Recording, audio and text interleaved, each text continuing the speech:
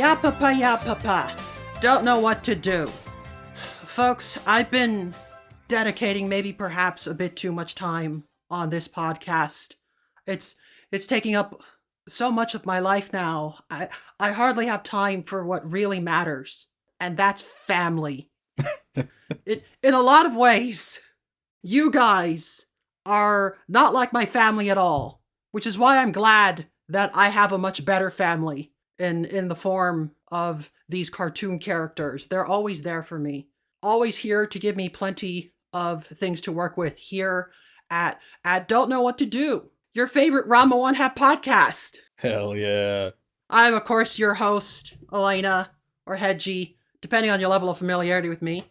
And today we got a new guest. Say hello. Hey, my name's Mitch. Happy to be here. First time. Yeah, always happy when I can rope more people into this. Hey, it's not like I got anyone else in among my friends that's willing to watch like rom-coms, so I'm here for it. Yeah. So, new guest means new example of our favorite tradition. Hey, what is your familiarity with Ranma One Half? So, I got into it, I think, probably in a kind of backwards way, where I finished the anime Astronaut and I was like, wow, that was a lot of fun.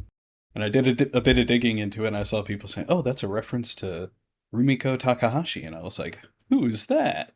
So then I looked her up and I was like, I want more of this. And then I saw that they were making a remake of a show from the 80s. And so it was like, oh, cool. Let me get up into that. And so I've watched both seasons of the new Ranma Half remake. And that's about it. That is plenty. That is honestly plenty. That second season especially, pretty rapid pace. It covered a lot of the manga. Oh yeah.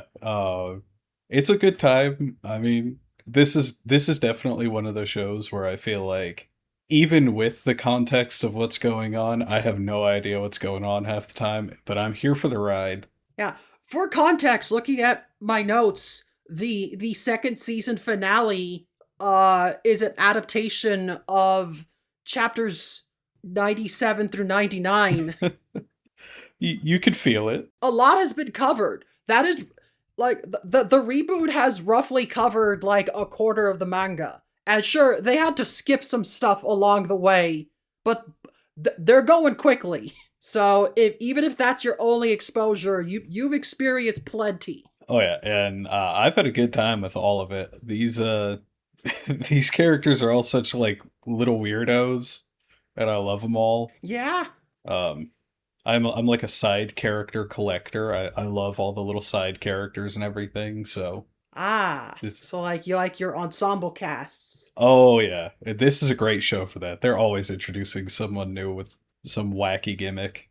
Yeah, that is pretty good. I'm glad to have like I've had guests with all sorts of different backgrounds. I like to just talk to different people. It's nice to have. This is my first time talking to someone who is like fully like properly checked out the entirety of the reboot, and that's like their only exposure. Because I'm like, ooh, that's an exposure I haven't seen yet. I've seen people that have like started the reboot and are less familiar, or like they read some of the manga and then moved to the reboot, all sorts of stuff. But like you watch both seasons, you know more than the average person might if you were to just ask random people at a convention about Ranma One Half. Oh yeah, it's I always like having one kind of just lighthearted, just some kind of lighthearted, goofy show. I like having at least one of those a week. So when Ranma Half was coming out, I was like, oh, awesome. This fits right into that perfect little spot. Yeah, that is cool. When I first watched this series, I like to have something that I just watch like one episode a night and just get through it slowly at no rush. And that makes it easier to watch stuff that has like 100 plus episodes that would otherwise be too intimidating. Oh yeah. One of the great things about Ranma is like, I could put it on and then like go fold laundry or something while it's on. because it's not particularly plot heavy, right? Like, and it's one Yeah. of my favorite things with it because I can just look over and be like, oh, okay, all right, they're getting into a fight now, and today the fight is ice skating. Okay, fun. Yeah. Yeah, that is a very quick appeal. You start to see this a bit in the second season. The series just becomes more episodic and sitcom-esque as it goes in the manga. Oh yeah, So yeah, it's definitely a quick, an easy thing to just pick it up and just hit play. The same type of comfort you feel when you just tune in to watch your favorite sitcom family, because that's what this show really is. It's just one big family. yeah, absolutely. And boy, do these characters have a special connection to their families. Yes. Oh, So, I gave you a little bit of homework. yes, ma'am. We got a theme today. I'm always happy when I can put together a theme in reverse of like, oh, you want to cover this? Okay, let me find like 3 or 4 other things that are in the same category as that. Yeah. Um, I feel like all of the stuff that we kind of covered is all the family together in a room, just bouncing off of each other. Yes, I managed to find an assortment of bottle episodes, basically. Um, are you familiar with that term? Do you know what it means specifically? Yeah, I think I vaguely know. It's just when all the cast is kind of together. Yeah, it's sort of like it's typically used for like live action stuff. It's less weird when you apply it to something that's animated, because it's like the whole point of a bottle episode is that it's cheaper to produce. You just have all of your actors in a single setting, and that's much easier to record. When you have to animate it, not less so. It's about the same amount of work, more or less. There might be sub corners that get cut since you have simpler backgrounds. But a lot of stories that's just kind of, yeah, as you said, it's just the family bouncing off each other. Oh yeah. There's no major conflict. It's just the family interacting.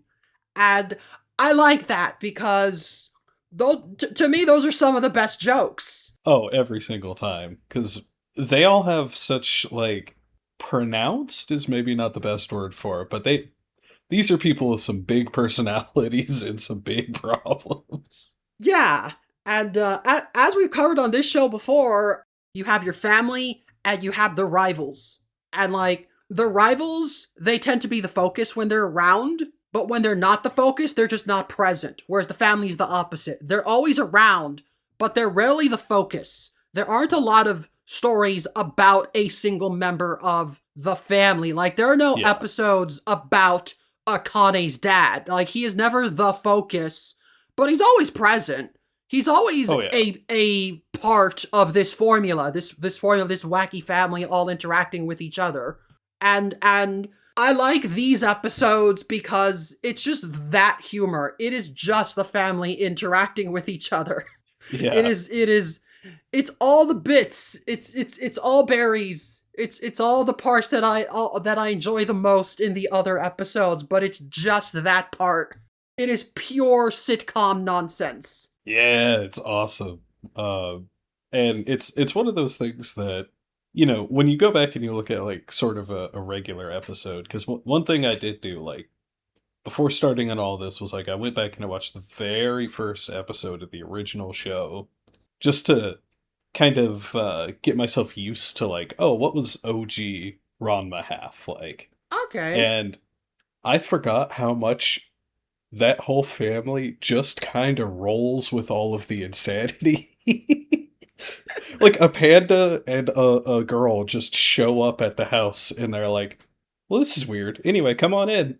It's like, what a great That start is to. like, yeah, one of the very first jokes in the very first story is just Soda and Nabiki going to open the door, and then we just see them running back in. Yeah.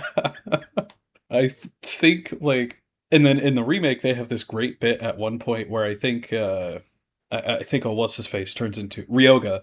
I think Ryoga, at one point, as a pig, just gets yeeted into the dad's bath, turns fully into a boy again, crawls out of the Yeah. dad's bath, and the dad's just like, huh, must be a Tuesday. Yeah, he's just staring silently. He's just like, okay, well, I guess that's my life. Well, that happened. Oh yeah, it's a whole family that just every single one of them just rolls with the punches, and they all have their own weird way of doing it. Yeah. Nobiki and Kasumi are both, like, some of my favorite characters. And they're both very different, but they both still serve the same role of just the very wacky Greek chorus. Whatever reaction Oh they yeah. have to something weird going on, it's gonna be funny. Even if it's not super relevant to the plot, they're still here, and we're gonna have some good times. So yeah, that's the focus of today. I found some stories that's just that. Oh yeah, absolutely. And I mean, if we're starting with Nabiki and Kasumi, one of the stories that I got to take a look at was actually the manga chapter where Kasumi gets angry for the first time ever. Yes. I believe the chapter is literally just called Kasumi Gets Angry. Yeah. I appreciate the brute force honesty of that chapter title. And I guess I should ask, do we need to provide context on what Kasumi is normally like? We've talked before about Kasumi, but like, yeah, the prep. I love just the introduction of that. Like, it's a single chapter story, so not a lot happens. But the setup Oh is yeah. basically the family meets up outside and they decide to go to a restaurant. And then Son, the dad, just calls home. He's like, "Oh, hey, Kasumi, you don't need to make dinner. We already ate." And there's just a pause, like, okay. Yeah. And just the ominous feeling of like, I feel we've made a mistake somehow. Yeah. They're like, that's not good. That's not good. And I love how long it takes for them to realize that, oh, everyone in the family going out to eat while she's cooking dinner might have been maybe a dick move. It felt like forever to realize what they had done. Yeah, like they're still in the middle of eating by the time he decides to call home and let her know. Yeah. So clearly she's an afterthought. And it's great because it's kind of the story treats her too. Like, not gonna lie. Most of the time, her role, it feels like, is to clean up after everyone else blows up the house on a weekly basis. Yeah, and that's what makes the setup so funny is everyone's like, "Did we upset her?" Yeah. Uh-oh. They're all terrified of this concept of like, I have never seen Kasumi angry before, and I am terrified of what that's gonna look like. Yeah, they're like, oh my god, she's the rock that this house stands on. She can't get mad. What'll happen? We'll all have to actually stop kicking the shit out of each other for 5 minutes. This can't happen. Yeah, and of course when they get home, the first thing they see is dinner has already been prepared, but it's cold. And And it's Kasumi is nowhere to be seen. it's all like laid out on the table and everything, and they're like, oh no. Oh, this is bad. Yeah. So again, this is a single chapter storyline. Not a lot happens in it. But it's still those one off chapters tend to be very quickly paced. It's just okay. Keep now this, now this. It's just the whole family freaking out. At one point, they decide to make it up to her. They start setting up streamers, and it's like, where did you get the yarn for that? It's from the sweater Kasumi was knitting. Oh no, we're making it worse. Oh yeah, they I forget who it is. Probably Ranma. He's always breaking stuff. But one of them breaks her favorite teacup, and they're like, "Oh no!"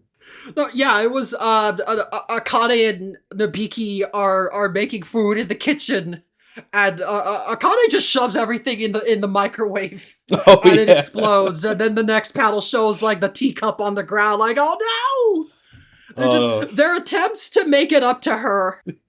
you're not going well. Oh, bless Akane. At least she is fighting.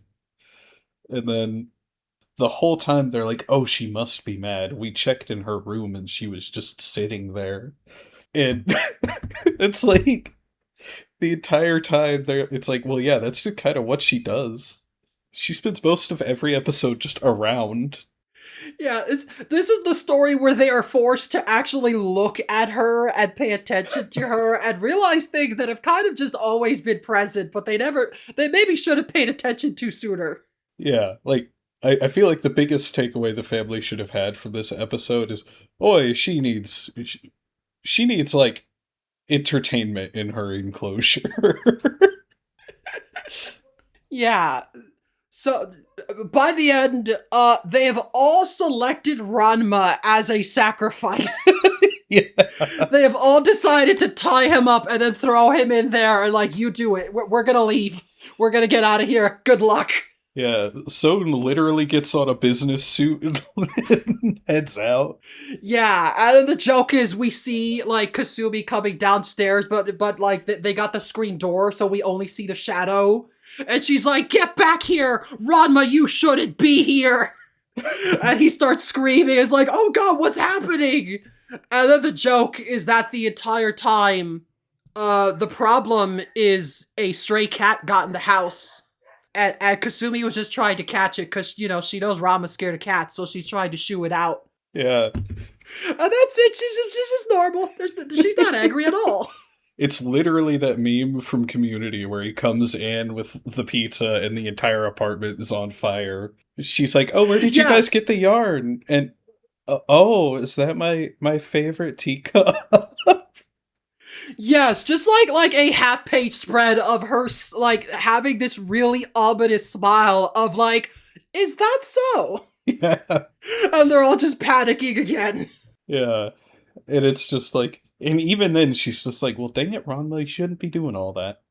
And then just moves on. Yes, the final page, they all blame Ranma because again they all voted on him being the sacrificial lamb. Yeah. And she just kind of like pokes him up, like flicks his forehead. She's like, "No, bad. That's a very naughty Ranma." And everyone is just like, they're all holding their breaths because they were all expecting way worse. And she just sees their reaction. She's like, "I'm sorry. Was that too harsh? I should have let that much out." Yeah. And that's the ending of that chapter. It's so good. There's a line from Genma here where he says, "She really is the Buddha." And it's like, oh man, this family is not prepared for the day when she eventually moves out. It's all gonna fall apart.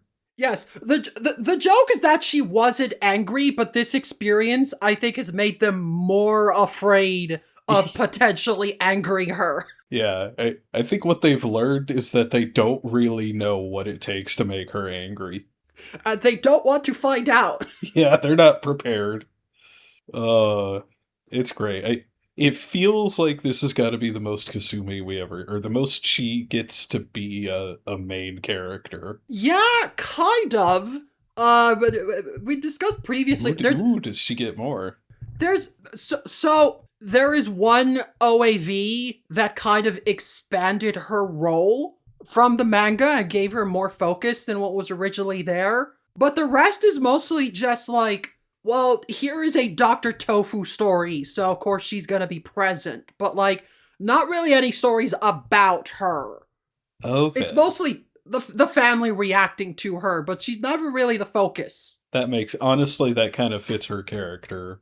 Like, she really is the person in the background just keeping this house from being ripped apart every single episode. Yes. The fact that she is completely unflappable. No matter how absurd things get, she will react to it like it's the most normal thing. And that's a key part of the family dynamic. No matter what is happening in these stories, the fact that she's always calm, it doesn't matter how crazy it gets, you can always count on Kasumi. We, the audience, can count on Kasumi, so we gotta appreciate her. Absolutely. She's the only person who's truly made, peace with the fact that her universe is completely batshit insane. And bless her. Yes. She's a key part of these other stories, I feel. Even the ones where she's not present in all that much. You know what? When I said we're gonna focus on the family stories, I didn't think that'd be like, AKA the stories that have the most Kasumi in them. Yeah. But now that I think about it, It really is, because she is I feel like she's the bedrock, you know? Like, not all of these other people would have blasted apart the house and gone their separate ways if you didn't have someone there who was completely willing to serve tea to a giant panda that just shows up at the house one day. yeah, and it's the one story I recommended to you that's like less so in this category, is especially so because it was one of the OVAs, and in that one, Yes. they straight up replaced Nabiki and Kasumi with Shampoo and Ukyo in the animated version. Like Nabiki and Kasumi are still Oh, present, really? but almost everything that they did in the manga version, they just made Shampoo and Ukyo do. Like the it's a story where the family goes to like on a hot spring vacation, and in the manga it Yeah. was just the family. But in the OAV version, for some reason, they took Shampoo and Ukyo with them. I don't know why. Only those two? I was really wondering about that. Like, let me go on vacation and bring my two biggest haters. Yes, they're present for some reason, and almost everything that the sisters did, like talking about the events or reacting to Akane acting strange. In the original, it was mostly the sisters, but here they decided to add some extra elements of, well, instead it's Ukyo and Shampoo. They're the more important characters. So Okay. I do feel that OAV feels very different from the manga version, despite being like 99% the same, because of changes like that.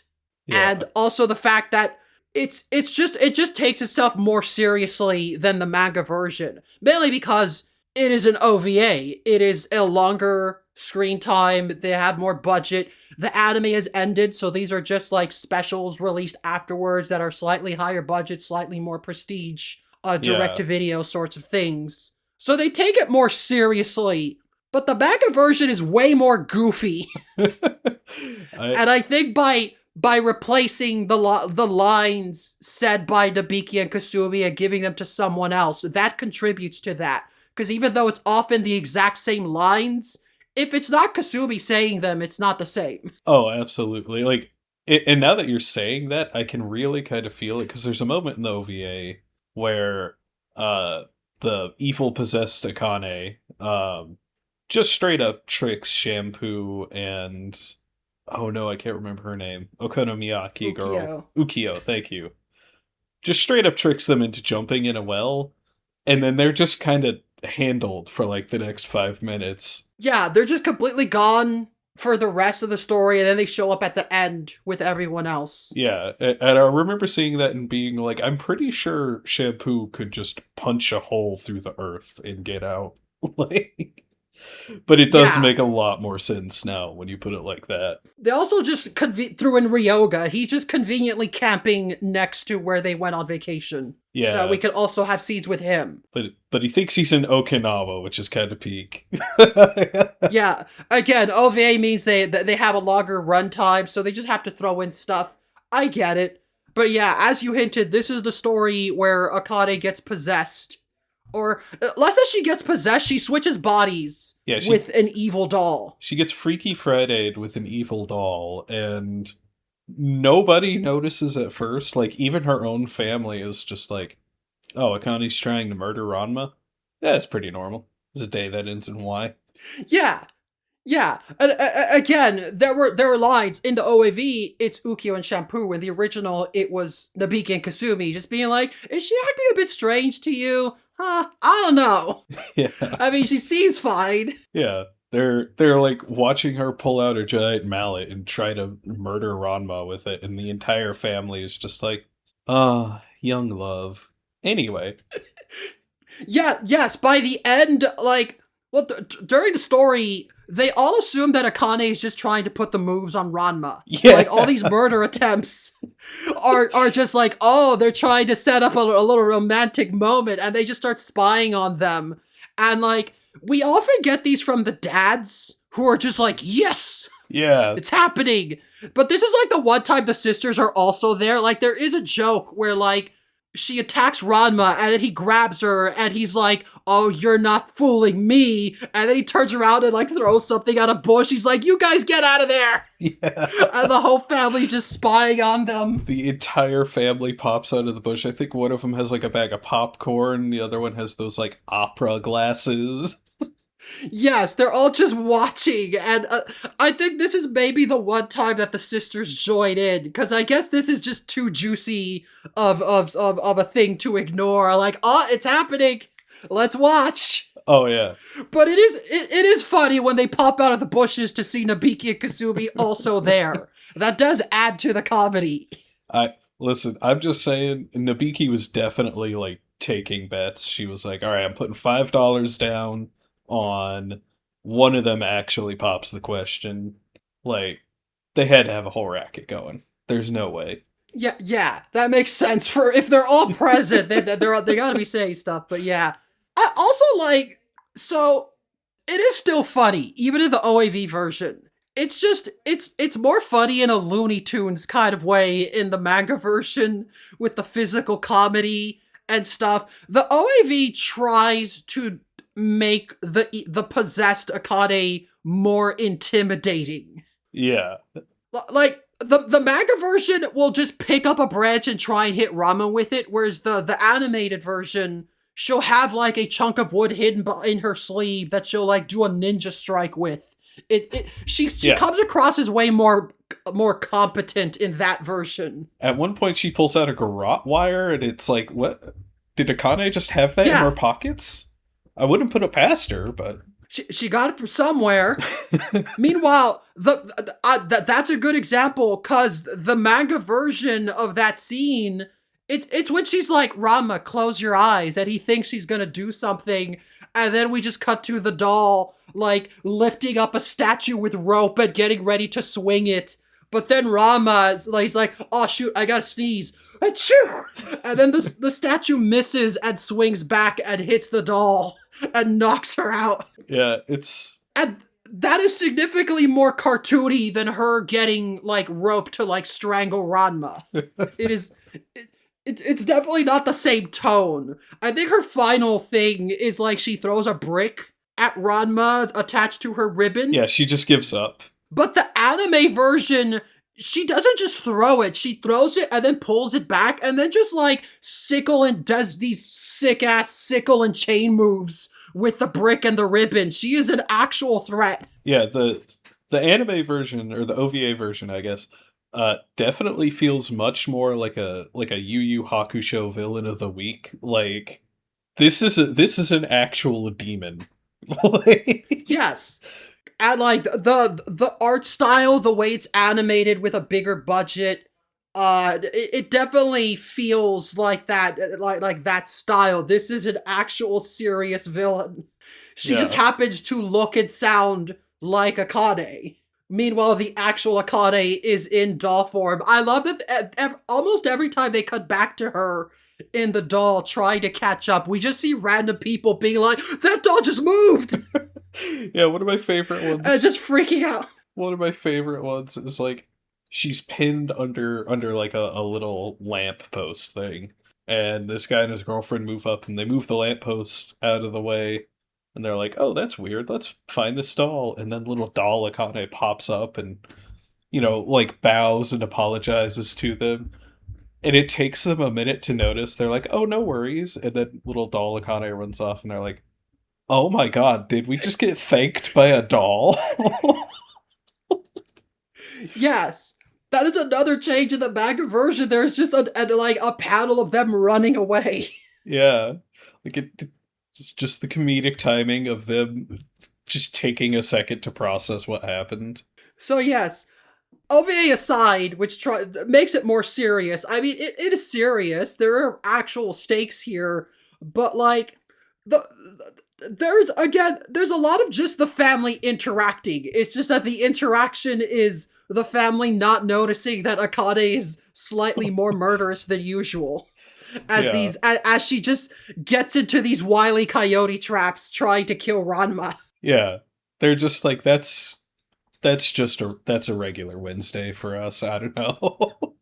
And I feel like the worst part for Akane too, that poor girl, when she gets up to Ranma and like, the ghost that's possessing her body, she just gets there and Ranma's like, I don't know why, but you seem so sexy today. Yeah, yeah. It's just like Ranma. She's like, Akane, something seems different about you. And we see like Akane's thought bubbles because she can't talk, but we see her thoughts. She's like, yes, that's it, Ranma. Figure it out. He's like, you're a lot cuter today. You're kind of sexy today. And it's like, oh, the wily coyote traps are actually working. That's actually the flirting Ranma responds to. Yes, honestly. And it's like, oh my god. I mean, again, she's doing sick ass like brick ribbon sickle and chain moves. Yeah, she's doing like straight up like finishers, and it's just like, oh, okay, that's just Ranma's just into that then, I guess. Yeah, she almost never does stuff like that, especially from like the context, like cause she tries to attack him at the inn and is like, and is realizing, oh, this guy's actually good. I'm gonna need to get his guard down. So then she tries to like seduce him, sort of. She's like grabbing his arm. It's like, let's go for a walk. Yeah. But like, I guess as far as Ranma is concerned, from his perspective, Akane is like, let's go for a romantic walk, and then she just fights him and shows off these sick-ass moves. And Ranma's like, this is the hottest thing that's ever happened to me. There's something different about her. Yeah, he's, this series has martial arts everything. Ranma is discovering martial arts flirting in this episode, and it's incredible. Oh my god. Yeah. So, not as much of family time as the others, but it's still, like, this is what I mean.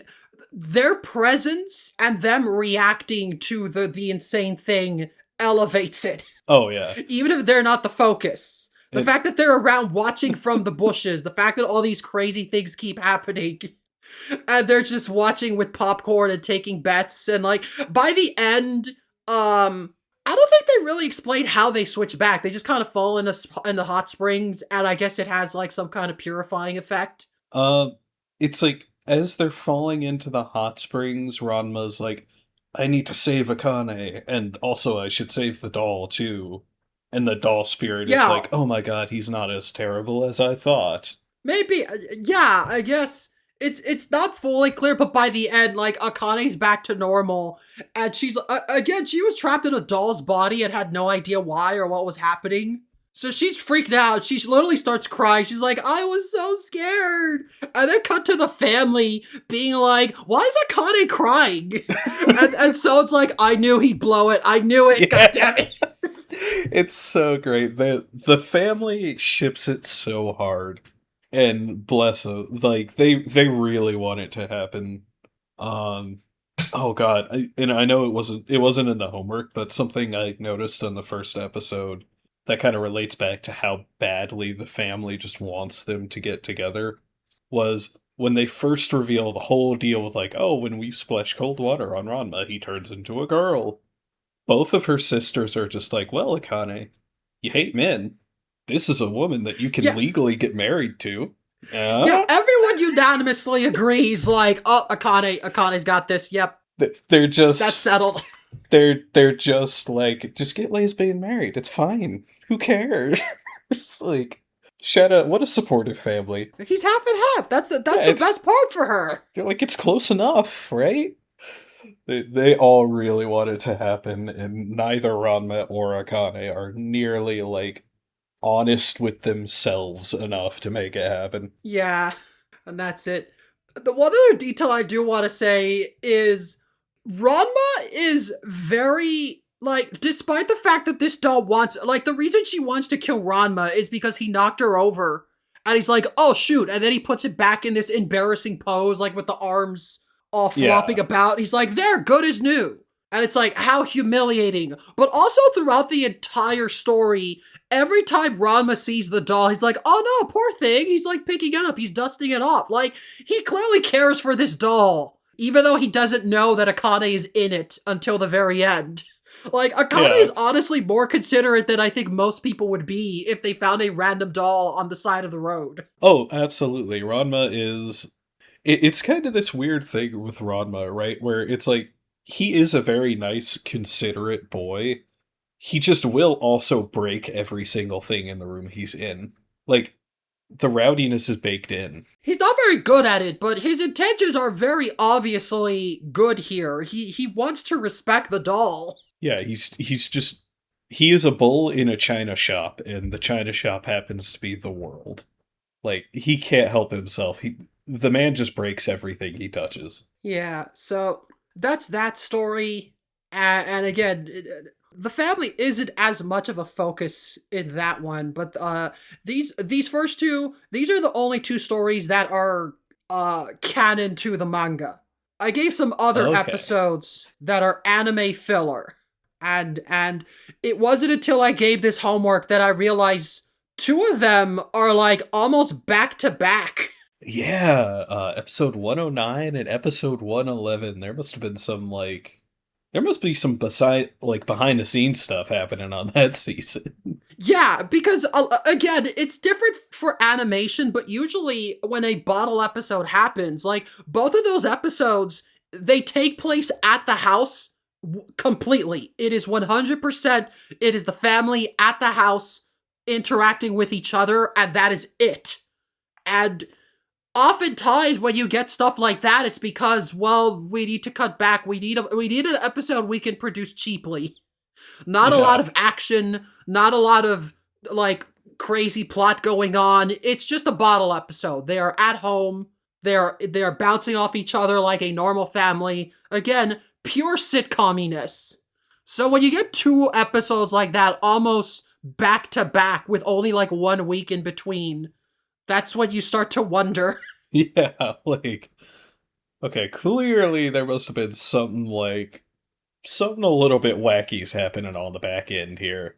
But Yeah. yeah, if you want to get started on those, how about the episode where Happosai turns into Freddy Krueger? Yes. I was gonna ask, which one do you want to talk about first? That's a good one. Especially since, like, my first time watching it, I didn't quite realize it, but on revisit, I was like, wait a minute. Happosai having some kind of dream-based technique makes sense. Because the whole point of his backstory when he shows up is that the dads sealed him in a cave for like 15 years. And then when he pops back out, he's like, oh, what a good nap.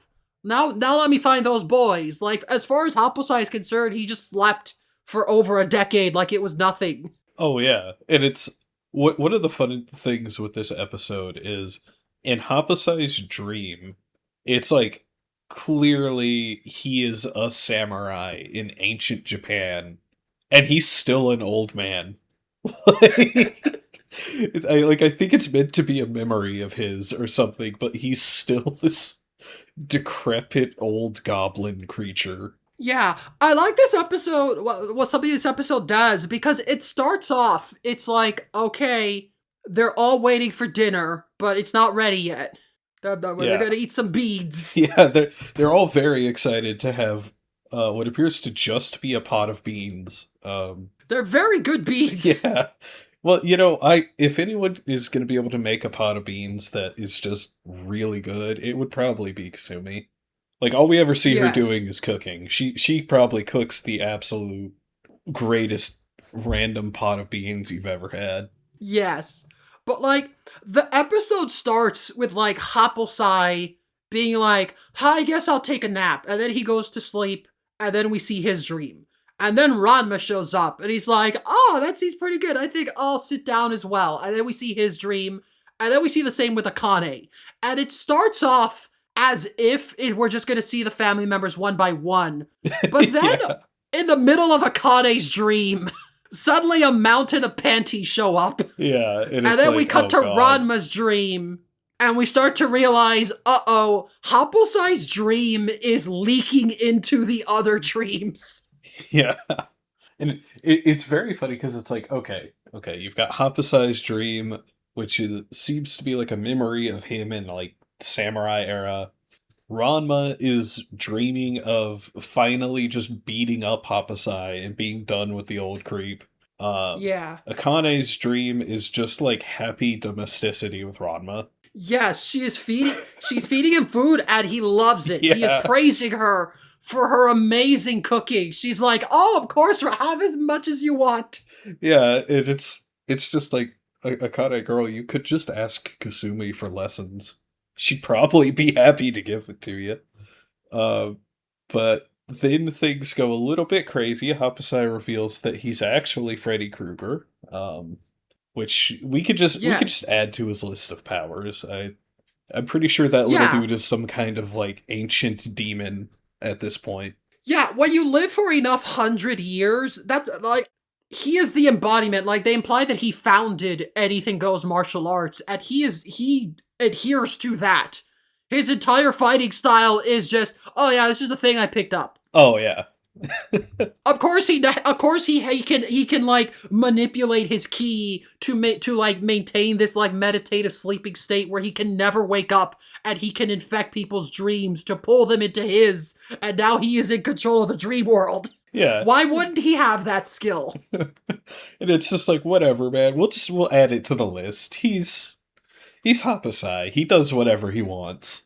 Um, and then finally we get Nabiki who shows up, and her dream is the best.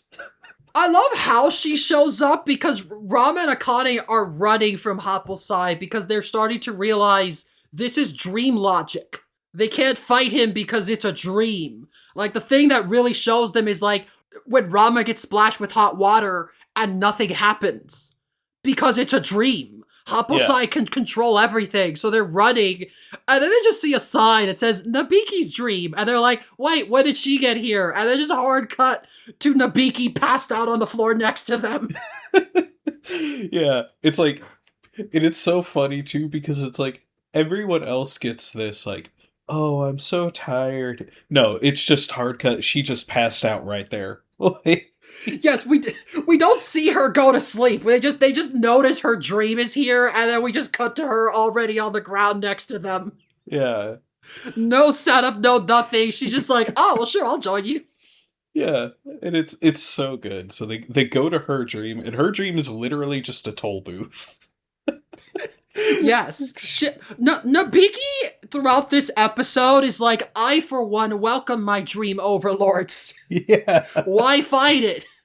Anything is possible in Dream World. She could ask for as much money as she wants, and you will have it in your pocket. You can't lie and say you don't have any money. Of course you have it. It's a dream. yeah.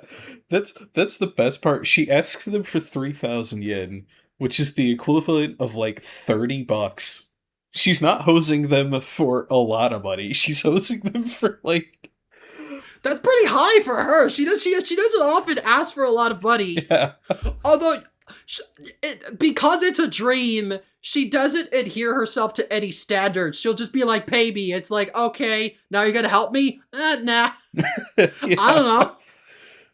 And the best part about it, she knows it's a dream. She knows it's not real money. She just likes scamming people. Yes, like that's the joke. This is a rare occasion where Akane actually gets mad at Nabiki Yeah. for like, you are making it worse, and Nabiki's like, it's not like it's real. Like, I'm not actually scamming you. You just gave me fake money. She's just hustling everybody for the love of the game. I literally put in my notes here, casuals everything around me. Like, she's absolutely just, she is here to sell out just for the love of selling out. And you know Yes. what a what a dream. She is literally getting nothing out of it other than just having fun. Yeah. Like purely just because it pisses off Akane. And you know what, that is how siblings operate. So so after this is where we get, I believe, my favorite set of jokes in the episode, because it's after the dads fall asleep. Yeah. Because they're playing shogi, and it's like, oh, look at them, they're asleep, they're out like babies, isn't that cute? And like Genma's dozing off, and it's like, oh, okay, I guess we can take a nap too. And then just cut to them popping into the dream. Yeah. I love the little popping noise. Like they don't slowly fade in, just like boop. Oh yeah, it's just like this very goofy like cartoon sound effect of them just like right on into the dream. And then Yeah, I love the whole sequence where at one point Genma just wakes up naturally, and he could wake everyone else up and save them from the nightmare that Preparation H has locked them into. And his first thought is, no, but I gotta cheat at this game of shogi first, though. yes. It's The so best good. part is he does that.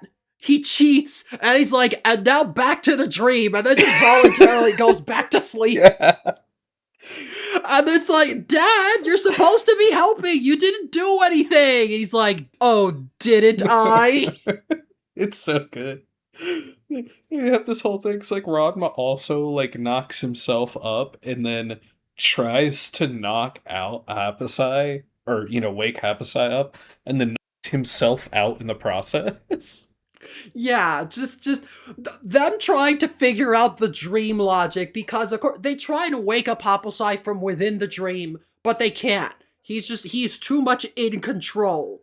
He's too Yeah. much of a skilled martial artist. He can, again, he slept in a cave for over a decade and like it was nothing. You can't wake this guy up if he doesn't want to be woken up. Yeah. And just, I like the joke. Eventually the Beaky points out, it's like, well, if you can't wake him up by beating him up, how about waking yourselves up? And then immediately Akane just pulls out a hammer and starts attacking Ranma. Yeah. And stuff like that is why no one in her family thought it was weird when the doll took over and whipped out a hammer and tried to beat up Ron. Yes, the only thing signifying that this is a dream is that the hammer is slightly larger than usual. Yeah. It's bigger than her normal, like, boyfriend wrangling hammer. Otherwise, this is just what her regular daily life is like. Yeah. But yeah, I love the dream logic. The entire episode has this sort of like dream-like wave in the background, the little echoey sounds of just like, yeah, what, this just feels weird, and they're all trying to figure out a way out. Oh, yeah.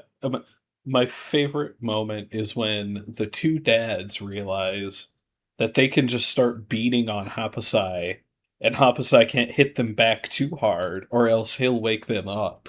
And so everybody just starts wailing on him. Yeah, it's like either he wakes up to put an end to this, or he fights back and wakes us up. Either way, we win.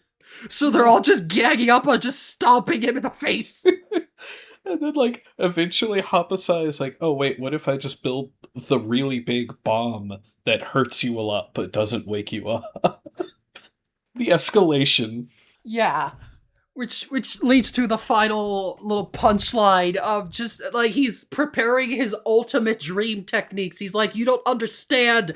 I'm in control of everything. I control everything in this dream space. Time doesn't even flow here. You're trapped in here forever. And then the clouds part, the god rays shine through, and a giant goddess Kasumi parts her way in, and she's like, dinner's ready! And they all wake up. She's fully on this, like, she's got this, like, bodhisattva gear on with, like, a wedding veil on, and I even got a screenshot of how funny it looked, because she's just saying, the beans. It's like, Yes! The beans are ready! yeah, it's so good. It just immediately wakes them all up. They're like, being trapped in a horrible nightmare dimension is cool and all, but I want to eat some beans. Yes! And it just ends with just Happosai like, I was having the most wonderful dream, and you were there! And you were there! And they're all upset, but at least they get the beans. Yeah. Moral of the story, just eat some beans. Yeah, no, that's a good one. Yeah, again, there's no other characters. It's just the family bouncing off each other. And again, there's no stakes. It's all a dream. Nothing is real. Oh yeah. So it is just goofy nonsense. It is just the characters being silly with each other.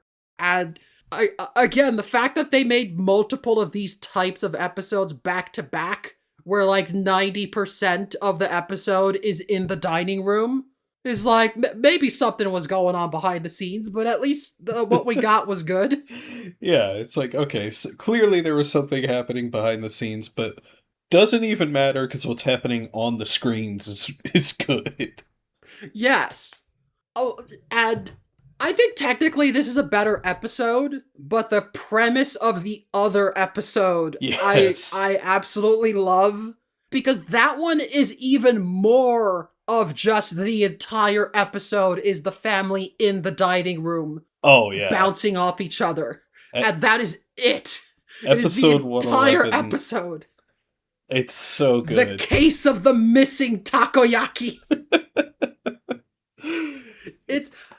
I am a huge sucker for, like, extremely mundane things being narrated like they're the most important, serious thing in the world.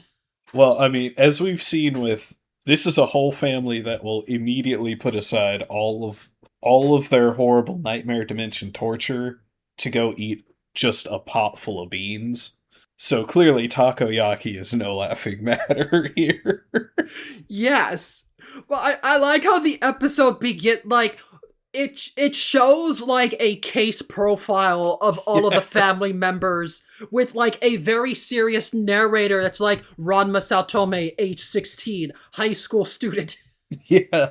And just going through all of them one by one. These are the suspects of the case. Yeah, I guess the setup is literally Kasumi buys some takoyaki on the way home from getting groceries, and then she just sets it on the dining room table, and then she gets a phone call and leaves, and then she comes back, and she's like, oh, and just screams, and then it cuts to everyone. The entire family is at the dining room table to discuss who ate the takoyaki. Yeah.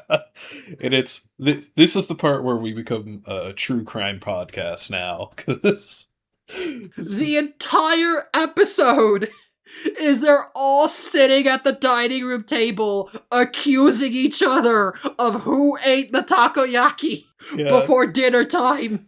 The scene literally begins with Kasumi giving her like she's recounting what happened, including giving the exact amount of time she was out of the room for. Like, I was on the phone call for 2 minutes, and when I came back, this is the state of the room was in. There was a glass of water that was spilled on the floor. The takoyaki box was empty. Here is the evidence. And then they start accusing each other. Yeah. And it turns into a full-on whodunit. The best part of this is when I saw this episode, I had literally, just before watching it, just got done watching a video essay about Danganronpa. So this whole episode is just a class trial. Everyone is talking over each other and presenting their wild theories. And it's all just this. This is the entire episode. It's so good. And one of my favorite bits is, like, the very first thing, like, of course Nobiki is the first person to make an accusation. Of course she is, right? Yeah. And she just immediately goes, it was Ranma. Ranma did it. Ranma was in the kitchen. And my favorite part is that Nobiki's own father is like, girl, you're a con artist. If you're accusing him, it's you.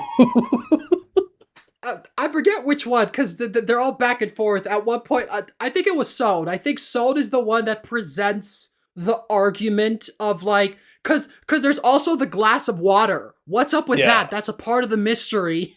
And Son's hypothesis is, like, we see his imaginary version of Ranma being like, oh yeah, takoyaki, let me, no, oh man, I'm still hungry. I know. I'll splash myself with water and turn into a girl where I'm like 20% smaller, so now I'll be slightly more full. Haha, I'm such a genius. And Rob's like, that's not how that works. My favorite part is it's like Ranma probably would have tried that. Ranma knows it doesn't work like that because you know he's tried that. And it's like, Yes, precisely. and I love We got the whole back and forth. And yeah. eventually, like, Rama gets accused by like 3 different people. He's like, alright, fine, listen. I didn't want to have to do this, okay? It was Akane. I saw her do it. Like, no, it wasn't me. Yeah, I saw her running up the stairs. She had something in her mouth. No, I didn't. Just... And then it's like the best part is just like Happosai just gets like summoned from like he hears Akane getting angry, so he just runs into the room and whips out a toothpick. And they're like, the murder weapon. Yes, I like the toothpick because he's like, behold. It's like, well, it's just a toothpick. It doesn't mean anything. Look closer, though. What do you see on the toothpick? And they see little traces of seaweed. It's like, oh, that's what was used. And it appeared after Akane left the kitchen. Yeah, and they're just like, well, clearly this must be the only toothpick that could have been. And then that's when we get it. They're like, wait a minute, Happosai, what's that on your mustache? Yeah. It's nothing, it's, and we just go, he's like, aha, I must have been attacked by the seaweed baby. Yeah. The legends tell of this seaweed creature. He just shows up and he eats all the takoyaki, and then to hide all traces of his crimes, he rubs the seaweed all over people's faces so it looks like they ate it. Yeah. And then it's like Genma starts calling him out on that, so they all turn and look at Genma, and Genma has seaweed in his teeth, and they're like, so they tie up Genma too, and they're like, you're the one who did it. And Genma comes up with the exact same nonsense, but just slightly tweaked. Instead of an evil baby, it's like a goblin. Yes, it does pretty much the exact same story, but it's the seaweed monster. See, he snuck in and ate the...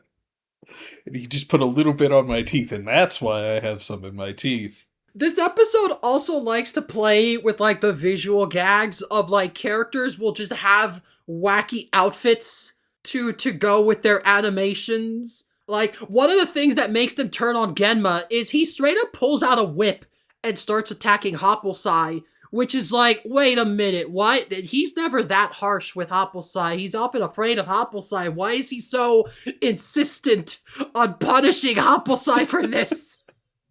But while he's doing it, like, Genma is drawn wearing this, like, dominatrix outfit for, like, 5 seconds as he pulls out the whip. And then as soon as they accuse him, the outfit just dissolves, and we cut back to reality, and he's just standing in the dining room. He's like, it wasn't me. Yeah, and it's...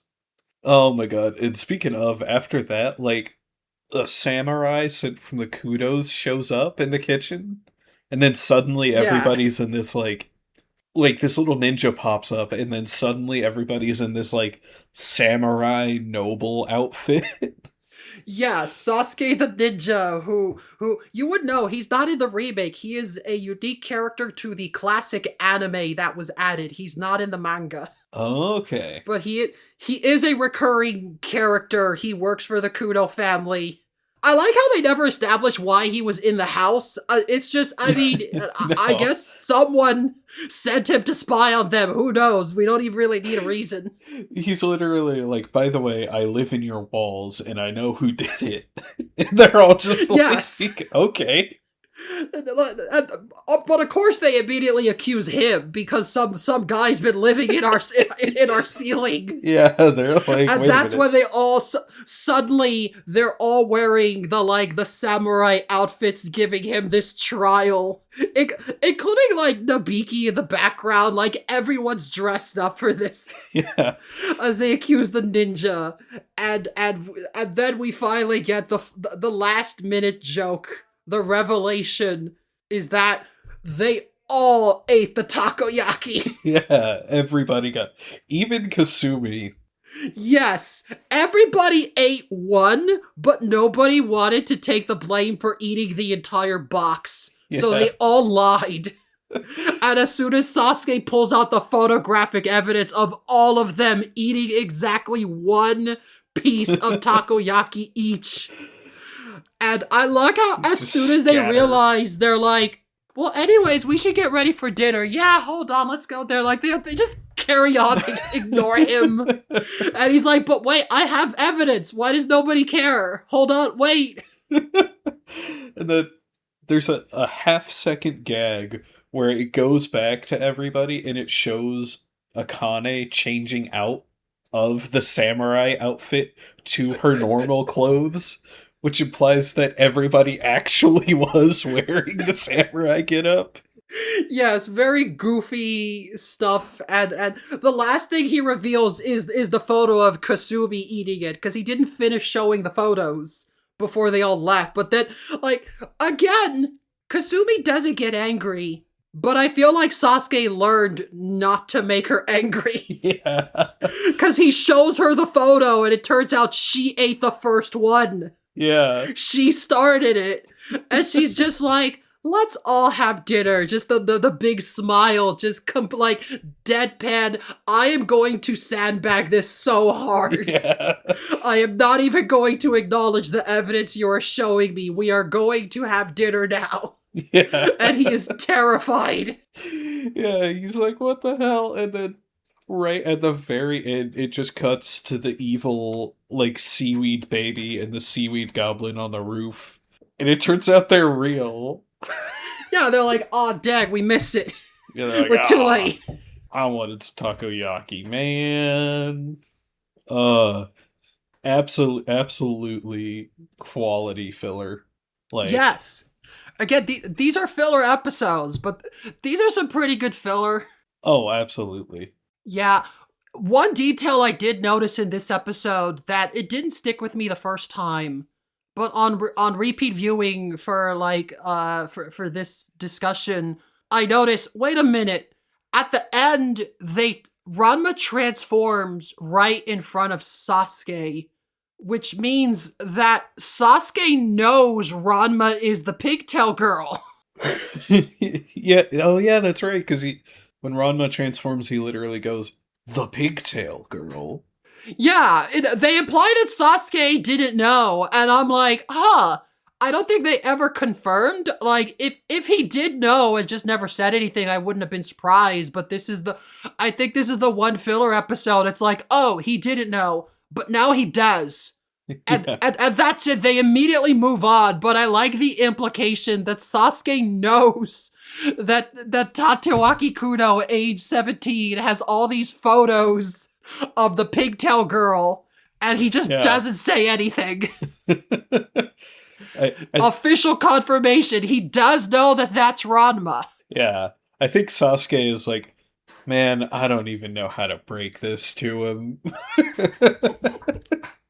I mean, Like- the very first time that whole plot point happens, like, Ranma transforms in Kuno's arms, and he doesn't notice. Yeah. So even if Sasuke did say something, I don't think it would have resulted in anything, but it is just interesting to confirm that yes, he does know. It's either that or Kudo is just deeply in the closet bisexual, but not really ready to deal with it because he's a teenager in the 80s.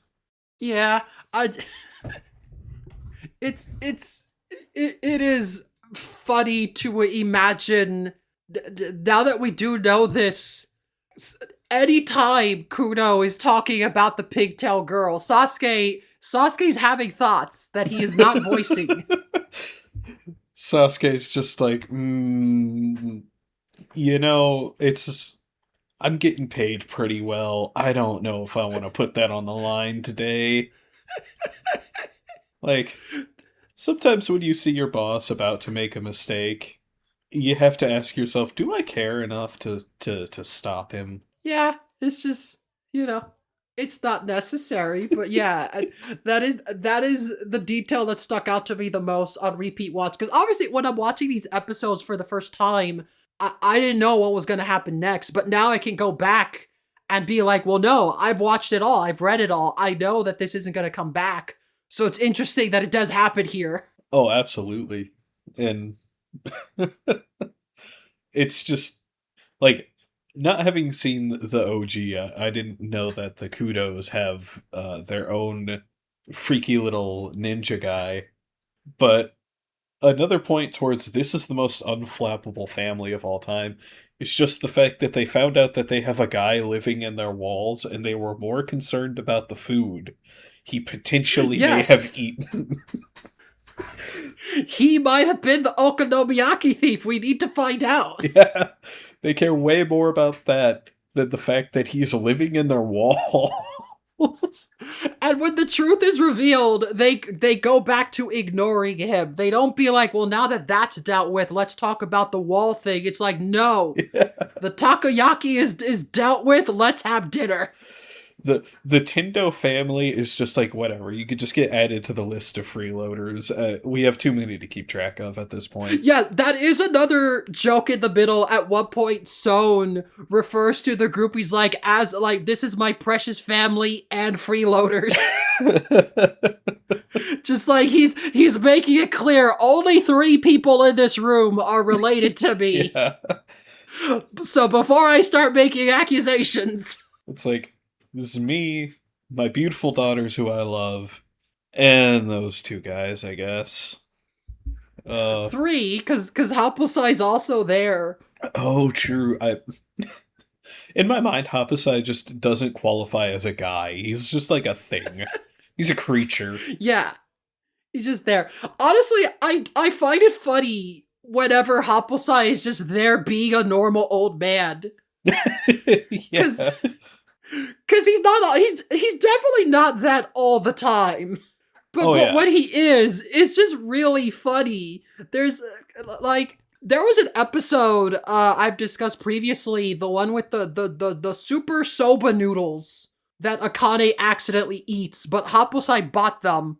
And the reason Akane accidentally eats them is because he just gets distracted by the TV. There's just like women doing aerobics and he gets distracted and Akane grabs the wrong bowl. But it's really funny because he doesn't do the Master Roshi thing of like drooling and getting Google-eyed. He just stares at the TV. Like, he looks like you just put an iPad in front of him and started playing Wheels on the Bus and he's just silently staring, completely mesmerized by what is on the screen. He does not react. He is just sitting there being this little old man watching TV, completely oblivious to the fact that someone grabbed his magic super soba noodles. It's one of those things like Happosai as an iPad baby absolutely fits. If you gave that man a smartphone, he would cease being a problem.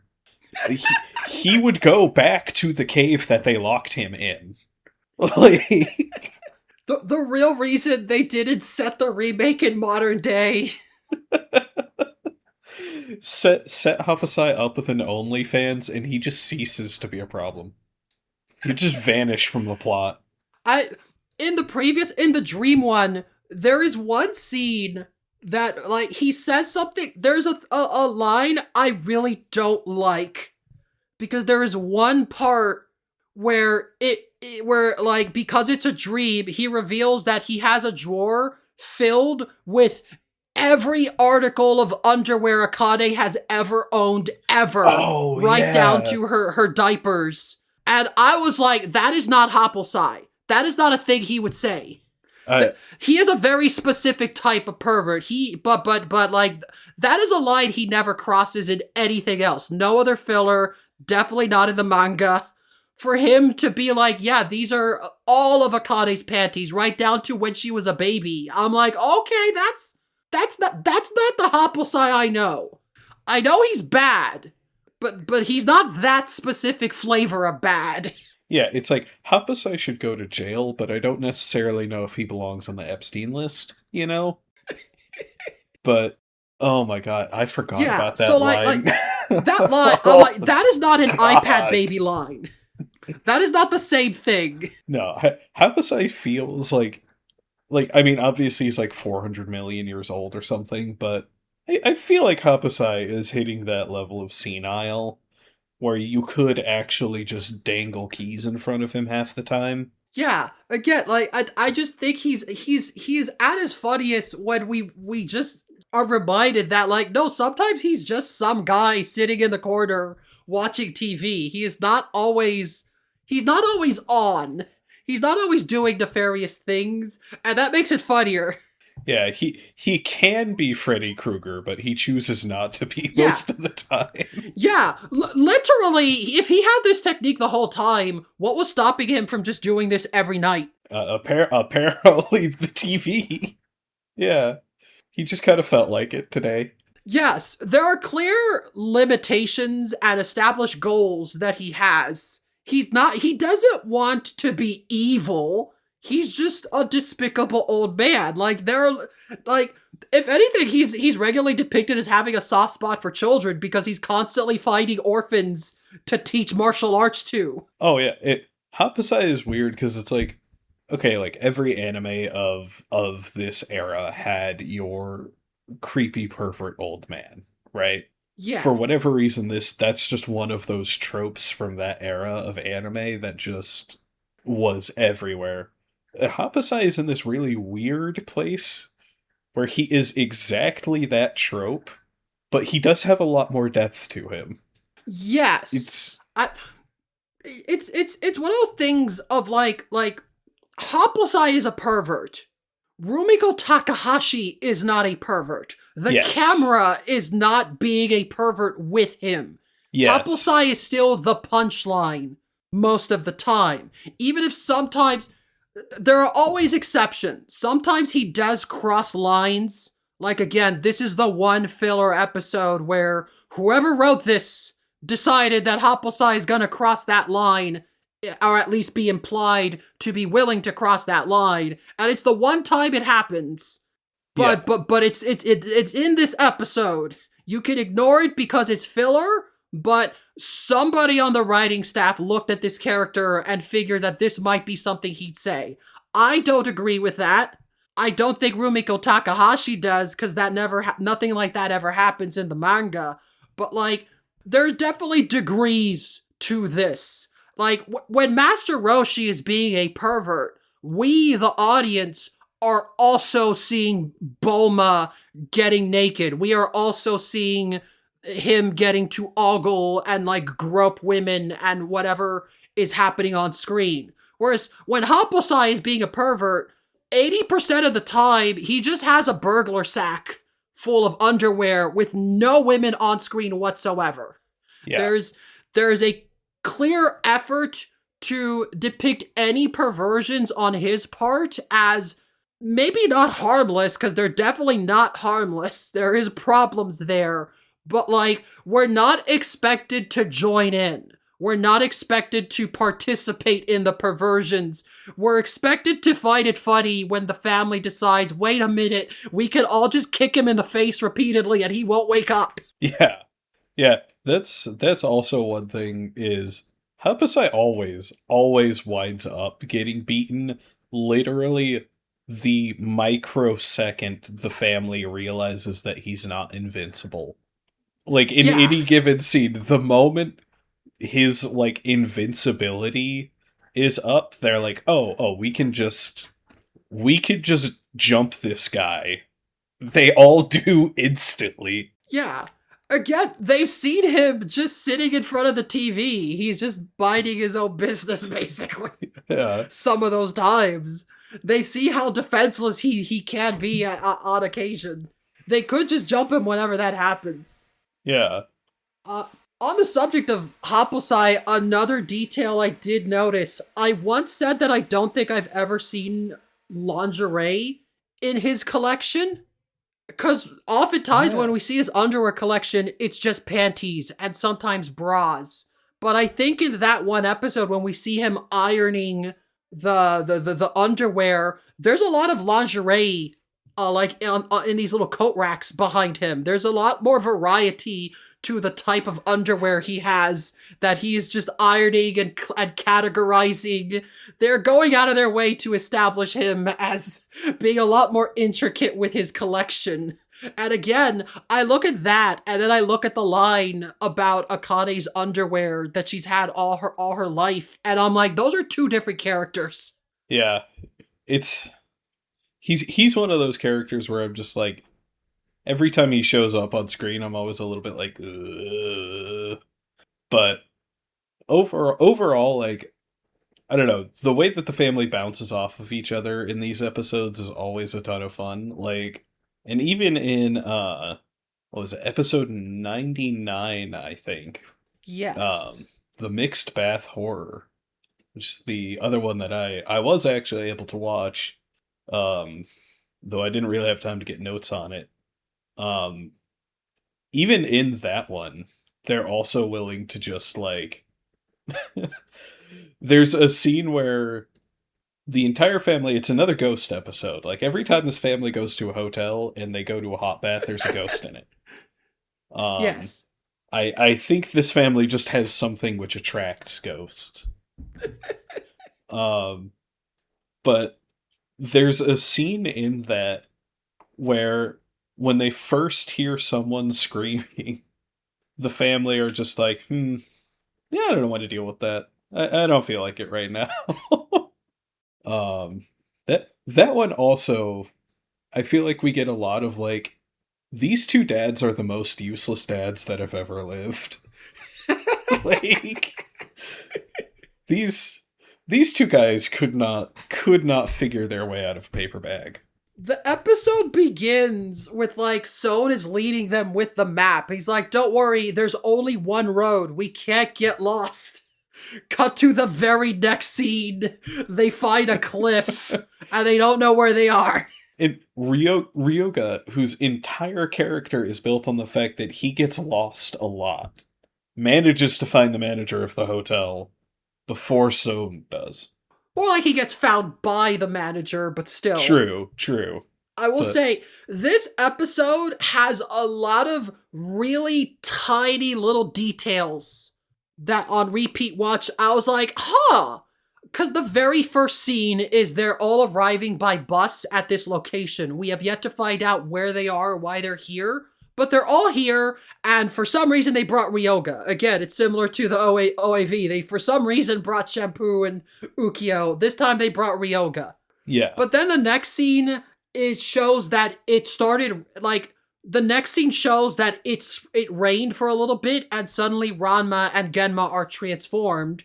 And it's like, well, it's a good thing it didn't rain too long. And then Akane is like, I wonder why Ryoga ran ahead as soon as he got off the bus. Which implies this narrative. It implies that Ryoga was nervously watching the rain clouds start to form inside the bus. And as soon as he gets out, he just runs and bails. Yeah, it's genuinely like, and the fact that Ryoga never gets spotted, like nobody ever figures out that this guy just turns into an itty bitty pig whenever he gets wet, but he is constantly just out in the wilderness getting lost. Yes, and like, this tiny detail doesn't add anything to the plot, because as you said, he gets found by the manager who then finds the family and leads them all to the hotel. They could have easily cut out this middle part and just had the family arrive at the hotel. This was a completely unnecessary detail, but not only do they include that, I think this is the only time where we see Ryoga as P-chan preparing hot water. He has to shuffle into his backpack and drag out the tea kettle with his mouth and, like, awkwardly put it on and, like, use his snout to turn on the stove. And it's just, like, the fact that they went through the effort of animating that when, like, 90% of the time, whenever something like that happens, they will just cut to an empty tea kettle on the ground to imply that he heated up water.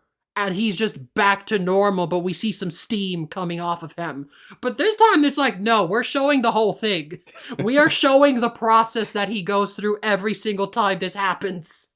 Yeah, and it's so good too because it's like even as like a little pig, you can tell he's just completely done with it. He's like he just looks so put upon in his like little pig mode while he's doing it. I love how practiced it looks. Yeah, it's like the equivalent of being in the middle of a hike and realizing you've got your shoe untied. He's just like, "Oh, dang it. All right. Okay. Real quick." Like, it's not easy for him. He still can't use his hands. Like, Yeah. Moose and Genma and the others, they can still use their animal hands, no problem. Ryoga still struggles with that, apparently. So he has to rely on his mouth and his snout, and it's not convenient, but he can do it. It is a routine for him at this point.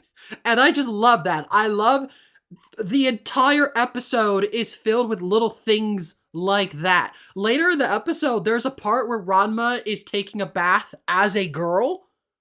And so when he splashes himself, obviously that water can't be hot because he's in female form. Yeah. So they go to the effort of animating him being like, oh, cold, cold, cold. I just put the bucket down. And it's so unnecessary. You don't have to do that. You don't have to show him reacting and having the moment like, oh, cold, cold. But like they show it because it's like, well, obviously that water must be cold. Otherwise he wouldn't be able to take a bath as a girl. But it's just little tiny details like that. This whole episode is full of those. And I'm really curious, like, was it like a one-off director that just really wanted those little tiny moments? Or were they like pressed for time and wanted to pad it out with little scenes like that? Because I like those. I like those little tiny bits. It makes it feel more alive. Oh, absolutely. And it's like did they was this one of those situations where they were in the office, right? And they had the discussion of like, so how do you think when he's a pig he boils the water? And like this is finally that guy's time, you know? They're like, oh, we need a filler episode. Anybody got ideas? And that guy gets to stand up and do it. I am actually curious because there is one bit of trivia about this episode. It is a filler episode, but there is one scene in the middle that is just taken from the manga. Oh, and really? It's the scene where like when they're in the hot springs and they notice that the women and the men's side are connected. But because both groups are checking at the same time, they keep missing each other. And they're like, oh, it must be nothing. And they just kind of go in circles. That scene is from the manga in a different story. But when that story got adapted, they cut out that scene because I guess the episode was going too long. Because that episode has... That was one of those stories where I guess it was too long for one episode, but not enough for two. So they just took out one or two scenes, and that was one of them. And they just put it in this episode, which was like 10 episodes later, basically. So again, this raises questions about the behind the scenes. I'm like, does this episode exist just because someone really liked that joke, and they're like, we need an excuse to send them to another hot springs. We need a hot springs episode, and that's it. I don't know. Maybe that's what it was. This whole episode raises questions of what was the process of coming up with this idea. Maybe it was just a bunch of stuff where they were like, man, I got this thing I really want to put in, or there's this thing I've always wanted to show that has to be a part of this world that they just didn't get a chance to. Like, I feel like this is also the only episode where we see like the traditional anime pretty boy. You know, yeah, we don't get a lot of those. Yeah, because everyone in Ranma is, it's all like soft, round, like shapes. You know, like everybody is circles, I guess. Yeah, because that is the twist at the end, is that it's not haunted, it's just a very handsome boy. Yeah. Who's, of course, we'll get to him in a second. But... Bath martial arts. Yes, bath martial arts, but like, yeah. Honestly, like half the episode is just them interacting with the hotel like normal. Oh yeah.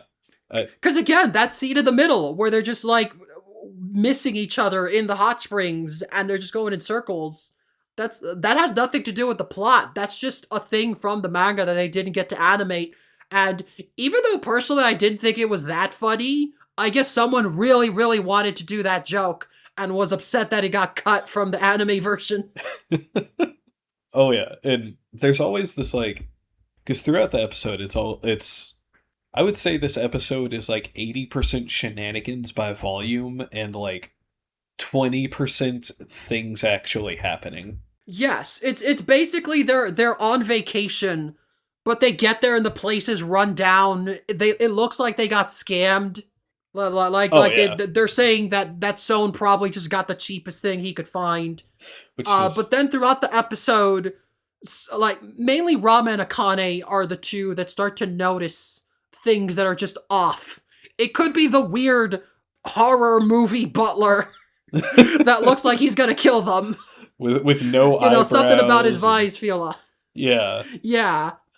it, Well, like, just a lot of, like, hey, I think I heard something. It's probably just like one of those hot spring monkeys. Don't worry about it. You know, people being ignored and then more mysterious stuff happens yeah. around this haunted hotel. They really turn like the fact that the family is completely unflappable on its head and go like, oh no, this is a situation where it's actually to the disadvantage of the family. They probably Yes. should be caring more right now. Yeah. I mean, admittedly, it wasn't that big of a problem. They dealt with it. So they had nothing to worry about. But still. Oh yeah. Just a lot of the episode is just them interacting as a family, including Ryoga, I guess. One of those little details I noticed is at one point Rama transforms in the bath, and Ryoga in the background gets a nosebleed. They don't Oh draw yeah. attention to it. They don't comment on it. He's just in the background and and just covers up his nose. But like that's it. It's just a little detail, and it's so rare for Ryoga to react to Ranma's female form. Because most of the time, if Ranma transforms in front of Ryoga, they're in the middle of a fight, or Ranma is actively tricking Ryoga. But it's so rare for them to just be hanging out like normal. They're literally just on vacation, and now Ranma's just naked, but she's a girl. So Ryoga's got the little embarrassing nosebleed that nobody comments on, nobody notices, he just covers it up, and he's in the background, so even the audience might not notice it. But it's just there. It's just a little tiny detail. I like this episode has so many of those. Oh, absolutely. And it's like this episode, kind of like with the OVA one, where it's like, why would you bring your haters on vacation? It has a what I like to call like the Mario Kart feeling of like, weren't you two trying to like kill each other last week and now you're go-karting together? What? Like, Wow, Bowser, these hot springs are so nice. yeah, exactly. Like, you know, you're looking at it and you're just going like, oh, it is cool to see how these two just chat with each other. Like, Yeah. Like when they're getting ready to go in the hot springs, they're just, you know, in the locker room splashing themselves and getting ready to go out there. They're just having a normal bath. They're just being friends right now. oh yeah. And it's great too because the whole time they're just like, oh, this place is so run down, this place sucks. And then literally the second that one guy is like, oh, this hot springs makes you better at martial arts, they're just immediately like, oh, well, we've got to go. Yes. Which which ends up being important cuz eventually they just confront the butler and are like what's going on? And we find out what's up with this what's up with this hotel. I love how kind of absurd it is. The backstory Yeah. given. It's Yeah. so the owner of the hotel inherited it from his father, but on the father's deathbed, like as he was dying, he's like, I want to live long enough to see my son get married and start a family. That's what matters most. And unfortunately, that didn't happen. By the time the father died, his son was still single. specifically because this is a hot springs for martial artists. So Yeah. most of their clients are big burly men. Yeah. And the guy is stuck here managing this hotel and he never gets to meet any women. So he never found a wife. He never started a family. His dad never got no grandkids. Yeah, it's like, oh man. The dating scene in the middle of the forest is rough. Yes. So now he just takes out his aggression on guests. He's actively sabotaging the hotel out of resentment for the love life he never had. Yeah. Which is when they just fight him. Which I think this is the one time Ranma uses his transformation as like a just to catch the opponent off guard. Like he doesn't do the Bugs Bunny and drag thing. He doesn't trick them. He doesn't do anything. He just splashes himself in the middle of the fight so that the opponent for like 2 seconds is like, wait, what? And then Ranma hits him. Oh yeah, and it's Which uh, it's like maybe like the smartest use of his transformation, honestly. Just to create like a slight moment of confusion that he could take advantage of. Like, wait a minute, you were a girl 5 seconds ago. yeah. That's one of those things the people in the anime studio were they were like, man, there are so many clever uses for this power, and Rumiko Takahashi normally is like, well, Ranma's not clever. They're like, finally. He's only clever when he needs to be. But like, yeah, I do like this plan of his, and it works, and he wins. This is the part where like he's splashing himself with cold water, and we see him reacting. Because again, we can assume it's cold because he's not transforming into a boy. But like the fact that we see him reacting. The voice actress is like, ah, cold. Oh yeah. I just love these little details. This episode is full of those. And it does end with the joke that like they finally meet the owner and he is just so handsome. Yeah. Turns out he's so hot that like he probably absolutely would have gotten a girlfriend if his hotel was based on anything other than martial arts. Yes. And I like that the joke is just Akane being like, I have an idea, and then cuts to they've been invited back some unknown amount of time later. And suddenly the hotel is thriving. Everything is fixed. It's in mint condition. The owner now has fangirls squealing and getting excited to meet him. He's like, ladies, please, one at a time. And it turns out Akane's plan was to just make a commercial. She learned the most powerful martial art of advertising. Yes, and the final shot is they just walk past the TV and we see the commercial of this hot guy in the hot springs just wearing a towel, washing his hair. He's like, hey ladies, come to the Royal Inn. I'm waiting. And that's all he had to do. It like one of my favorite little bits, like speaking of tiny details, is like when they get invited back, Akane is like, oh hey, it's a long time, no see, how are you doing? And he just like brushes her off. He's just like, oh, I'm good. Let me go hang out with my coterie of ladies. And she gets mad. She's like, hey, wait a minute, weren't you like obsessed with me earlier? This is bullshit. Yeah, it's like, it was my plan. I'm the reason I fixed this. Yeah. He's so rude. Oh, it's so good. And then there's this whole bit, like I'm glad you mentioned it briefly, where they go back because of an invite, but we find out in the episode that the whole reason they came was because Son got an invite. Yes, he is. The owner is so upset that he is just sending free tickets to people. Yeah. In the hopes that somebody will bring a girl. And like the whole time the family is like roasting Son. They're like, oh, I bet you just went to this place because it's cheap. And then the reveal is, no, we only went to this place because it was free.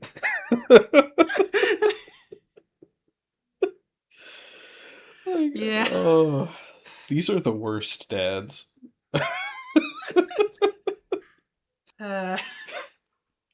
Yes. At similar to Kasumi, even worse than Kasumi, Sol never really gets any like stories about him. He's maybe the least popular of the family characters. He's got the least going on, but like he is still an essential part of this unit. There is still good comedy there by just having this. He's not a deadbeat dad. That's Genma. Son is just more of a loser dad. Son is like, he takes the world like completely at face value every time, no matter what. He does not have critical thinking unlocked yet. Yes. He put all his points in like mustache growing and hair, 0 points into critical thinking, and it's everyone's problem. That's all he needs. It really is. He has provided the house that everybody lives in, and that is more than any of them could have contributed. Absolutely. Wait, that does actually make me wonder, right? Because, you know, they all live there because of the dojo. Do we ever actually get to see him teaching classes at the dojo? Like, do we ever see him training people? There is one filler episode that's about that of, oh my god, we actually have a student. Incredible. The one time he gets to teach someone and just remind us that like a regular person who is not already trained in martial arts will look at Son and be like, whoa, dude, you're so cool. And he's like, hey, yeah, I am. Yeah, thank you. It's like the only time he's ever heard that. Yes. The dads are absolutely like we imagine if both your dads were Krillin.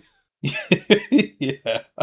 They're not very useful, but also you are dealing with insane psycho martial artists on a weekly basis.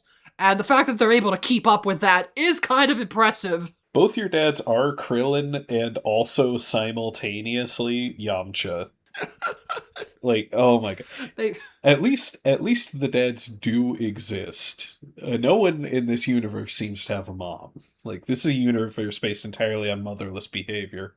Yeah, there aren't a lot of moms in this series. like Kasumi is she kind of has to be like the team mom, I guess. Yes. That she's the only adult in the room. She's everybody's housewife. Yeah, she's like there are many actual literal adults in the series, and she's the only actual adult, like, on the planet. Yeah. I think that one, in the Takoyaki episode, when we're getting the case profiles, I think that's the only time, other than the first episode, where we're reminded Kasumi's only 19. Oh yeah, that's right. Yeah, the ages in this show always trip me up.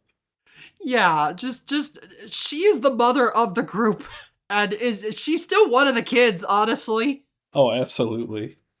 Right, and she's the only other one that's not like freeloader, because she gets a pop-up that's like homemaker. Yeah. Like the daughters get to stay here for free, but even if Son ever started charging his daughter's rent or something, Kasumi would be fine. She'd be able to justify staying. Yeah. Hey, if he ever started charging rent and Kasumi left, like, that's done. It's it. Close the whole dojo. This place is gone. He would also need to start sending out invitations to his hotel to lure people in. Yeah. Maybe this is why Nabiki is like the world's greatest low stakes hustler. Like, yes, the dojo is not specifically making low stakes money. ones. Yeah, she's out here running phone scams on people for like $250. Yeah, I guess one last bit on the subject of freeloaders. I probably had like 3 episodes where I could have brought this up and I kept forgetting. One thing that very quickly stuck out to me in regards to this whole family situation, when Happosai moves in with them, he gets his own room, which implies that the entire time there was a spare bedroom that Ranma could have used, but he continued to share a room with his dad. That's because Ranma hasn't, you know, earned it yet. I don't think he's ever slept by himself. I'm imagining like little like 8-year-old Ranma being sad that he can't hear his dad snoring at night. He needs the white noise machine to turn on. He really does. And it's one of those things, I think, like when you think about a lot of the ways Ranma reacts to things, it's like, this is a kid who has not gone to school. Like, he only knows school from the times he goes there specifically to mess with Akane. Like, all he knows is martial arts. Bro can swim to China, but I guarantee you he has not seen The Notebook. Yeah. I mean, we never see him. But we never see him do homework. We never see him do anything. He has friends at school, but he never talks to them outside of school. I guarantee you he stole that uniform. Like, well, he doesn't wear a uniform to school. He's just wearing his normal clothes.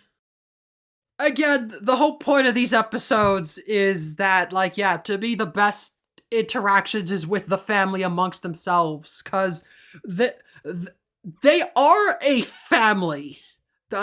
Technically, they're all family. Even, like, they will invite their rivals as well to family outings. But, like, this whole unit of the two dads, the grandpa, and the 4 kids, they have such a good dynamic that, like, this could just be the actual series. You don't even need the martial arts if you just had a spin-off of just what is their regular daily life. Absolutely. Like, I would absolutely just watch, like, what kind of Ed and Eddie shenanigans is Nabiki getting up to? Like, and this universe is insane enough that you wouldn't have to stretch to make something, like, absurd and dramatic happen. Yes. Like, most of the time when a villain of the week shows up, they're just there. These are just regular people walking around. Anything can happen. And the setting itself is so ridiculous. But, like, yeah, it's weird when we get multiple, like, bottle episodes about the family in a row. They're all in the dining room, same setting, same general setup.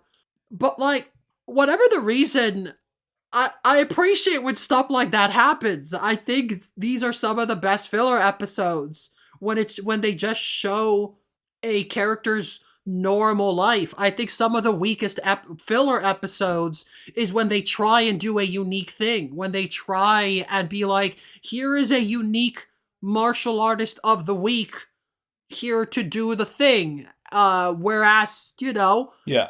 If you instead gave me a filler episode of just, here is a day in the life of Nabiki, I would much rather watch that.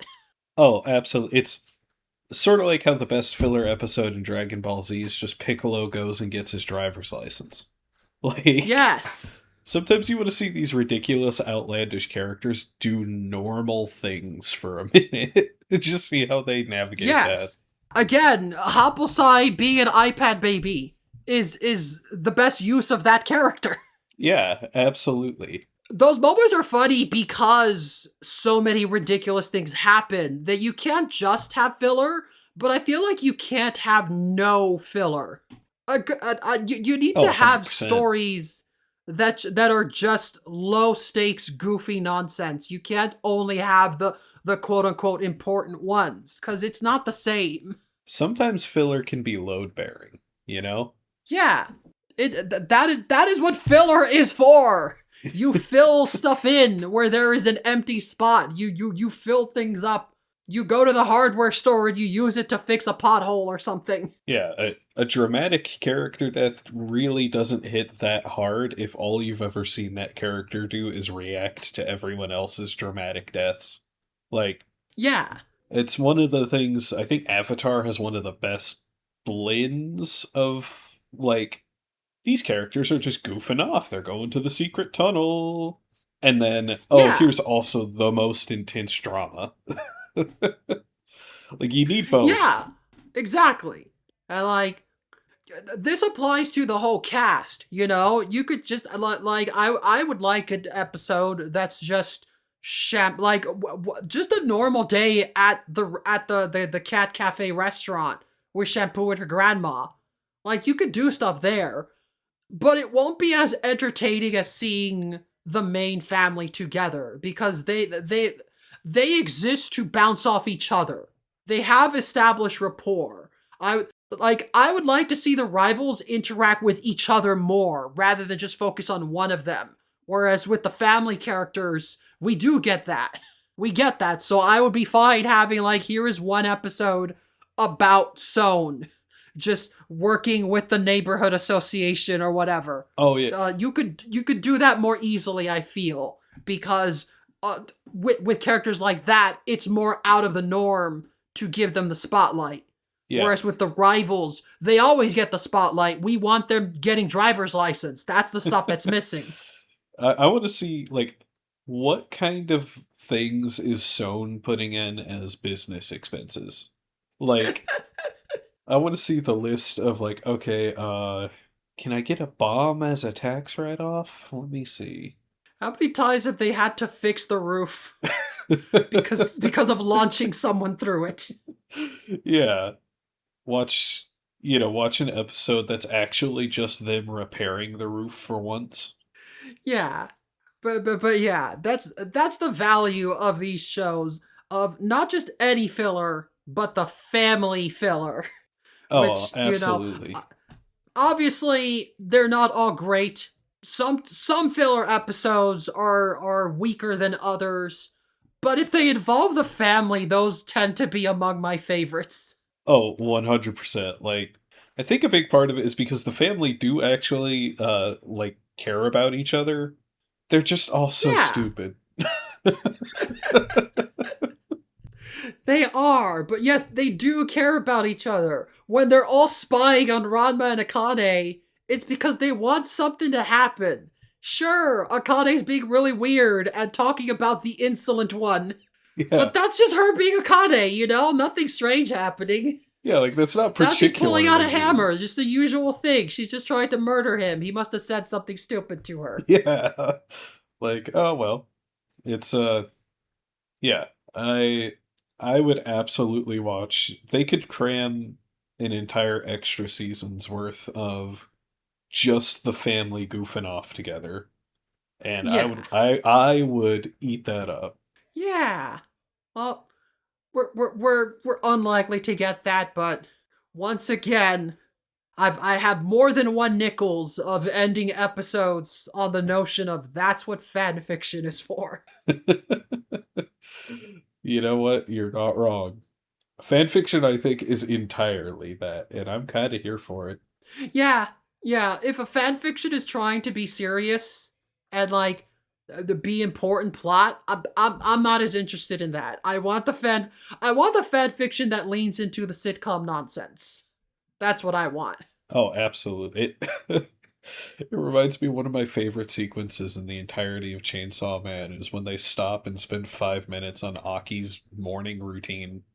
Absolutely not in the Yeah, manga at all, but they're like, hey, want to see Aki make coffee and then smoke a cigarette and then go inside and do his laundry? And it rules. It's awesome. yeah, yeah. That is great when shows do that. That is important. Those are important details.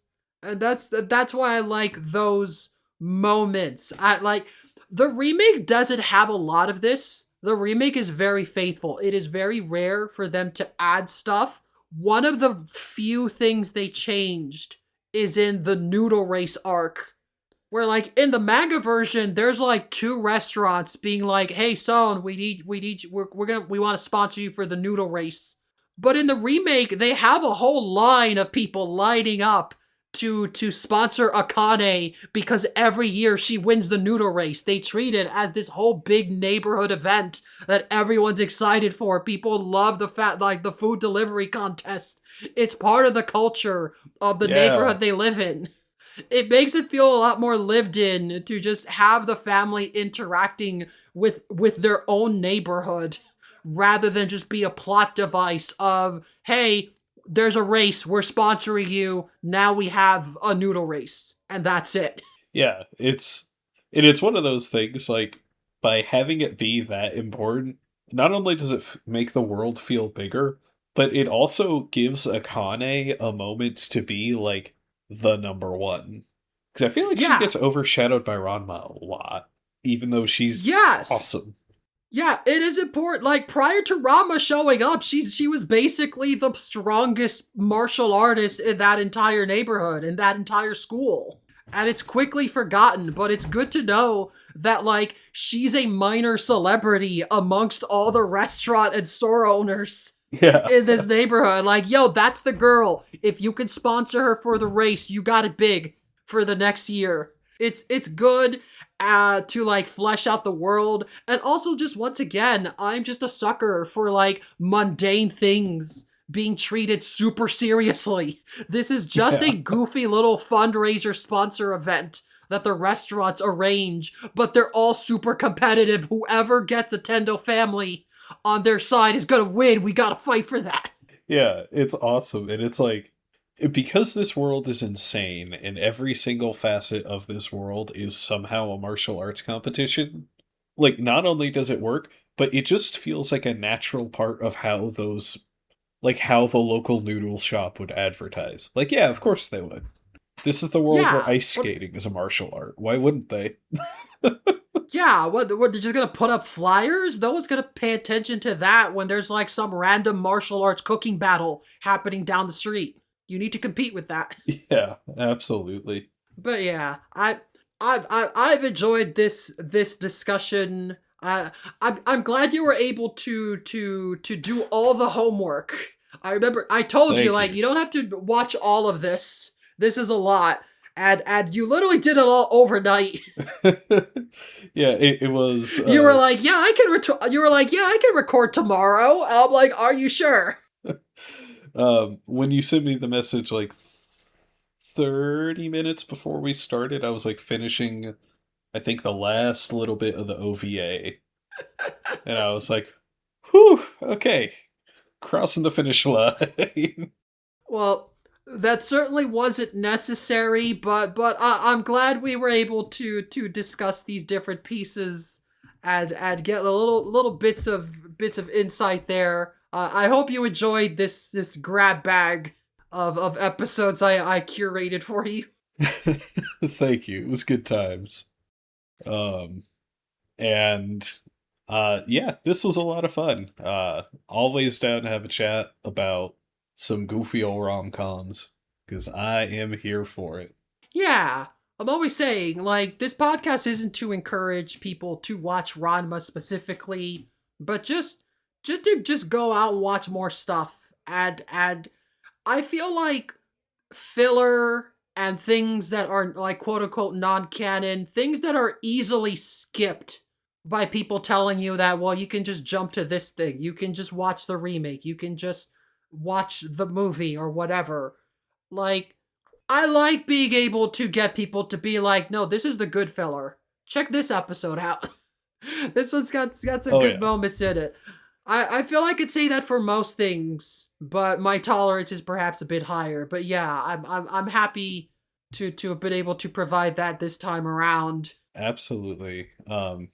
If I could give one recommendation to people watching this or listening, I guess it's podcast.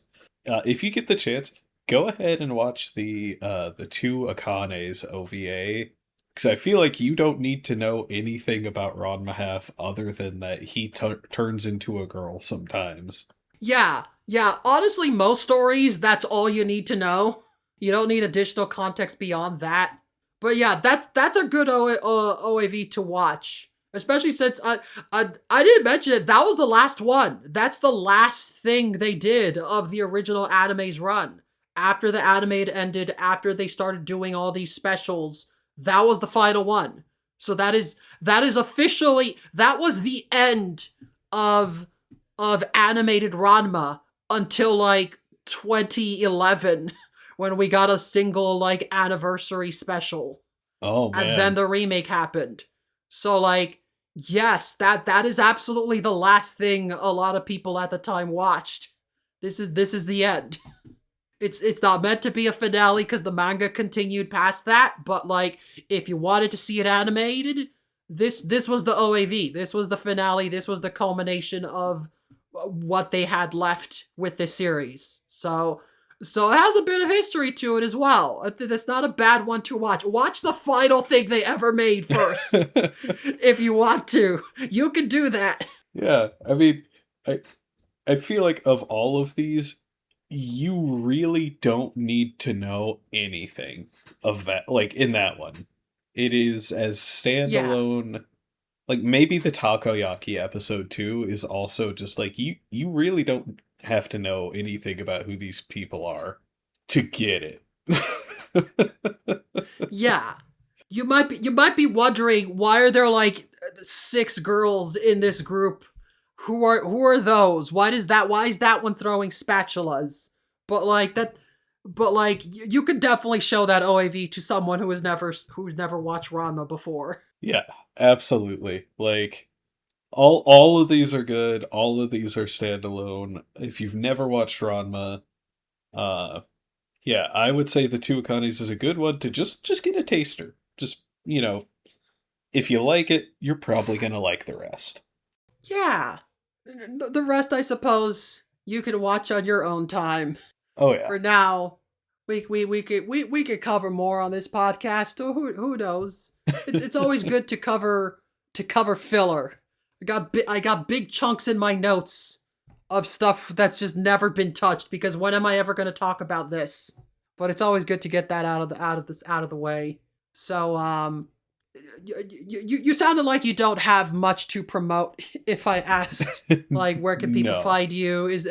Can I skip that with you? Is that Oh, not the thing absolutely. you need? I don't even have social media.